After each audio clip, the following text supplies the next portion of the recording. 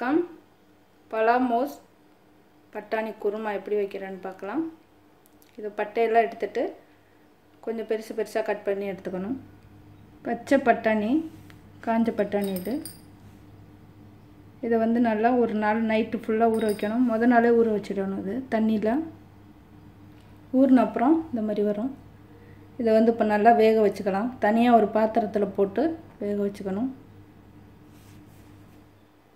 உருளைக்கிழங்கு நம்மளுக்கு எவ்வளோ வேணாலும் சேர்த்துக்கலாம். 2 இல்லைன்னா 3 சேர்த்துக்கலாம். இது பட்டாணி கூட சேர்த்து வேக வச்சுக்கலாம். வேக வச்சுட்டு தோல் உரித்து கட் பண்ணி எடுத்துக்கணும். இல்லை தனியாகவும் வேக வச்சு எடுத்துக்கலாம்.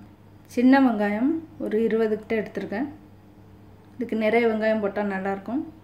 பெரிய தக்காளி 1. நம்மளுக்கு காரத்துக்கு தேவையான அளவு பச்சை மிளகாய். இது வந்து வெறும் பச்சை மிளகாய் மட்டும்தான் காரத்துக்கு. தாளிக்க பட்டை, சோம்பு, இந்த மசாலா ஐட்டம்லாம் எடுத்துக்கலாம். கருவேப்பிலை, கொத்தமல்லி, ஒரு தேங்காய். இதை வந்து தேங்காய் சில்லாக கட் பண்ணிக்கலாம், இல்லைன்னா துருவி எடுத்துக்கணும். 6 பல் பூண்டு. இது கூட வேணுன்னா இஞ்சி சேர்த்துக்கலாம். சில பலாமோஸ் சிலது சீக்கிரம் வேகாது.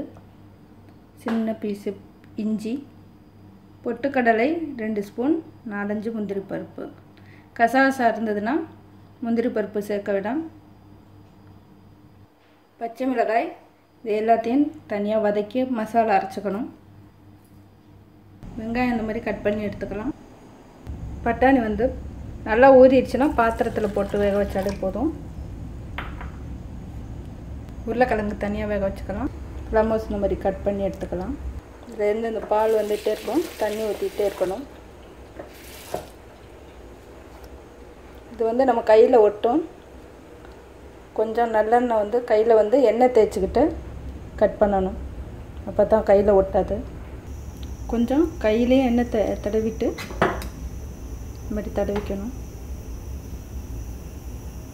இந்த மாதிரி கட் பண்ணிவிட்டு இதுக்கப்புறம் இந்த பட்டையை வந்து கட் பண்ணி எடுத்துக்கணும்.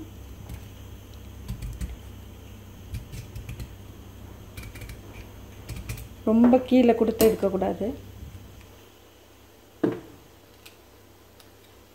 கற்காமல் இருக்க இந்த மாதிரி தண்ணியில் போட்டு வச்சுக்கலாம். இப்போ இது வந்து ரொம்ப நீளமாக இருந்ததுன்னா குறுக்காக கட் பண்ணிக்கலாம், இல்லைன்னா அப்படியே போட்டுக்கலாம். இது வந்து கொஞ்சம் பெருசாக இருக்கணும், இந்த அளவாவது இருக்கணும். இந்த அளவு எடுத்துக்கலாம். ரொம்ப பெருசாக இருக்கிறத இந்த ரொம்ப ஒட்டி வெட்டக்கூடாது, உதிர்ந்து கொட்டிடும்.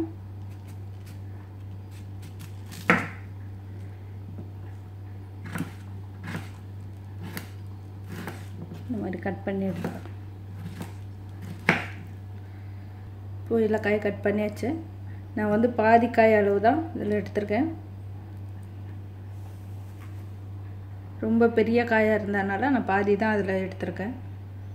இப்போ இதை வந்து ஒரு குக்கரில் போட்டு வேக விடலாம். பாத்திரத்தில் போட்டோன்னா கொஞ்சம் டைம் எடுக்கும். காயை பொறுத்து தான் எத்தனை விசிலில் வேகுதுன்னு தெரியாது. ஃபஸ்ட்டு நம்ம வந்து ஒரு விசில் விட்டு பார்க்கலாம். இது கூட சேர்த்து வெங்காயம், தக்காளி எல்லாம் வேக வச்சுக்கலாம். வெங்காயம், தக்காளி தனியாகவும் வதக்கிட்டு இது எல்லாத்தையும் வேக வச்சு சேர்த்துக்கலாம். கொஞ்சம் தண்ணி,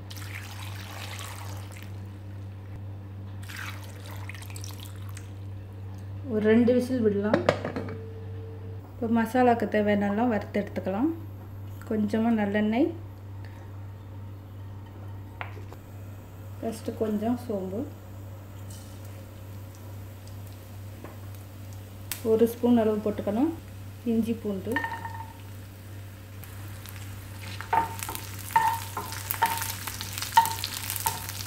பச்சை மிளகாய். பச்சை மிளகாய் வந்து ஒரு இடத்துல கட் பண்ணி எடுத்துக்கணும் லைட்டாக, இல்லைன்னா வெடிக்கும்.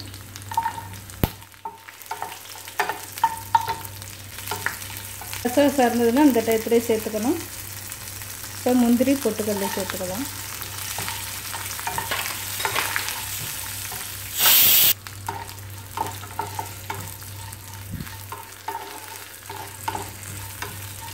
தேங்காய் பூ,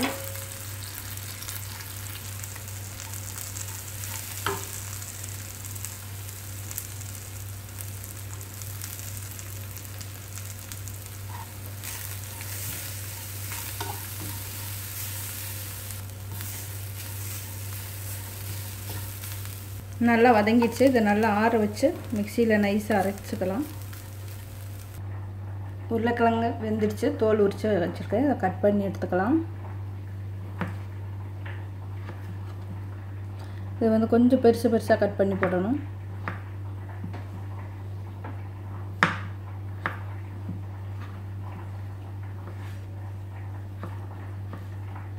ரொம்ப சின்னதாக இல்லாமல். குருமா வந்து கொஞ்சம் தண்ணி ஆயிடுச்சுன்னா கூட இந்த உருளைக்கிழங்கு 2 வந்து நல்லா கரைச்சி விடலாம். கரைச்சி விட்டோன்னா நல்லா கெட்டியாயிடும். இப்போ காய் நல்லா வெந்துடுச்சு. 2 விசில் விட்டுருக்கேன். இது பட்டாணி ரெடி ஆயிடுச்சு. ஒரு பாத்திரத்தில் நல்லா நல்லெண்ணெய் விட்டுக்கலாம். கொஞ்சம் நிறையவே விட்டுக்கணும். மஞ்சள் தூள் வந்து வேணால் சேர்த்துக்கலாம் கொஞ்சமாக. பட்டை, சோம்பு, கருவேப்பிலை. இப்போ இந்த வேக வச்சுருக்க காயெல்லாம் இதில் போடலாம்.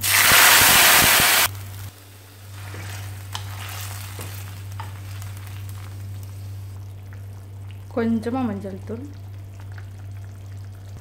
இப்போ தேவையான அளவு உப்பு சேர்க்கணும். நம்ம பட்டாணி உருளைக்கிழங்குலாம் உப்பு சேர்த்து வேக வச்சுருந்தோன்னா அதுக்கு ஏந்தப்பில் சேர்த்துக்கணும். எதுலேயுமே உப்பு சேர்க்கலை. எல்லாத்துக்கும் சேர்த்து இதில் உப்பு போடும். இப்போ மசாலா அரைச்சிக்கலாம் நைஸாக. மசாலா அரைச்சாச்சு. இதில் வந்து உருளைக்கிழங்கு, வேக வச்ச பட்டாணி. ரொம்ப தண்ணி சேர்க்கக்கூடாது. இதுக்கு மேலே வந்து 1 இன்ச்சு அளவு இருந்தால் போதும் தண்ணி. இப்போ இது வந்து உப்பெல்லாம் போகிற மாதிரி நல்லா கொதிக்க விடலாம். ஃபஸ்ட்டு கொஞ்சம் கெட்டியாக வச்சுட்டு மசாலா கலந்ததுக்கப்புறம் வேணால் தண்ணி சேர்த்துக்கலாம். ரொம்ப கெட்டியாக மசாலா இருந்ததுன்னா சேர்த்துக்கலாம். நல்லா கொதி வந்துடுச்சு. உப்பெல்லாம் நல்லா சார்ந்துடுச்சு. இப்போ வந்து நம்ம இந்த அரைச்சி வச்சுருக்க மசாலா சேர்த்துடலாம்.